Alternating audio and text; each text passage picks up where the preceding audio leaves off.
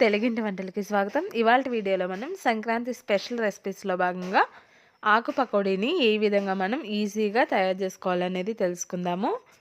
దాని తయారీ కోసం ముందుగా ఒక మిక్సింగ్ బౌల్ తీసుకోవాలి. అందులో ఒక 2 కప్పుల వరిపిండిని తీసుకోవాలి. 2 కప్పుల వరిపిండికి ఒక 1 కప్ శనగపిండిని యాడ్ చేసుకోవాలి. ఈ రేషియోలో కనుక మనం తీసుకున్నట్లయితే ఆకు పకోడీ అనేది కరకరలాడుతూ వస్తుంది.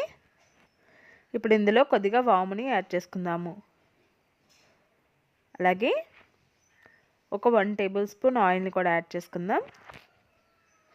ఇందులోనే చిటికెడు పసుపును కూడా యాడ్ చేసుకుందాము. అలాగే టేస్ట్కి సరిపడినంత సాల్ట్ను వేసుకోవాలి. ఒక 1 టేబుల్ స్పూన్ రెడ్ చిల్లీ పౌడర్ని కూడా యాడ్ చేసుకుందాం. ఇప్పుడు ఒకసారి మొత్తం అన్నీ కూడా కలిసేలాగా బాగా కలుపుకోవాలి.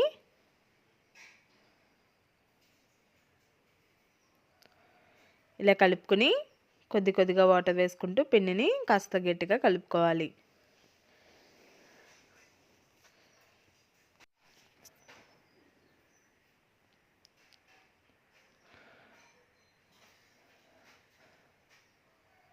ఈ విధంగా కాస్త గట్టిగా పిండిని కలుపుకోవాలి.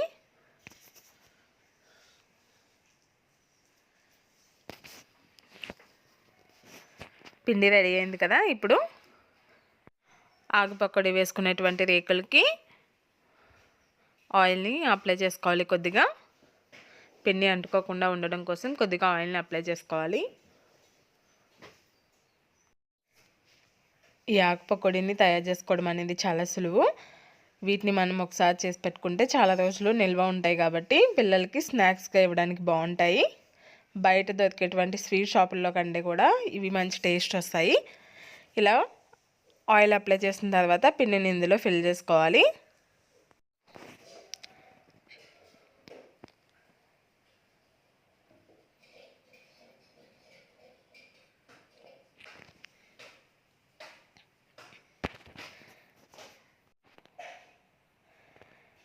ఈ విధంగా పిండిని నింపుకున్న తర్వాత స్టవ్ పైన కడాయి పెట్టుకుని డీప్ ఫ్రైకి సరిపడినంత ఆయిల్ వేసి హీట్ చేసుకోవాలి. ఆయిల్ హీట్ అయిన తర్వాత వీటిని ఈ విధంగా ప్రెస్ చేస్తూ ఆకు పకోడీలా వేసుకోవాలి. వీటిని మనం రిబ్బన్ పకోడీ అని కూడా అంటాము. ఆయిల్కి సరిపడినంత వేసుకుని మంటని మీడియం ఫ్లేమ్లో పెట్టుకుని 2 వైపులా కూడా కలర్ చేంజ్ అయ్యేంత వరకు ఫ్రై చేసుకోవాలి.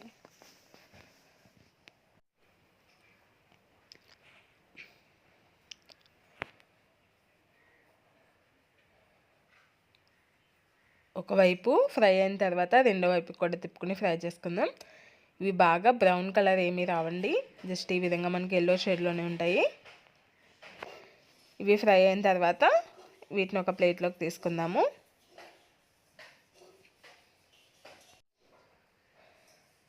ఇప్పుడు మళ్ళీ సేమ్ అదే విధంగా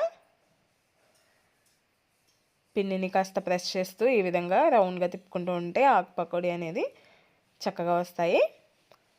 వీటిని కూడా ఫ్రై చేసుకుందాం.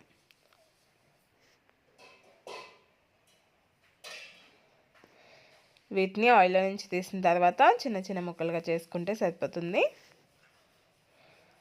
చాలా సింపుల్గా ఎంతో టేస్టీగా ఉండే ఆకు పకోడీని ఈజీగా మనం స్వీట్ షాప్ స్టైల్లోనే తయారు చేసుకున్నాము. ఈ రెసిపీ మీకు నచ్చినట్లయితే మీరు కూడా తప్పకుండా ట్రై చేయండి. అలాగే మీ ఫీడ్బ్యాక్ నాకు పంపించండి. ఇలాంటి మరిన్ని రెసిపీస్ కోసం తెలుగింటి వంటల్ని తప్పకుండా సబ్స్క్రైబ్ చేసుకోండి.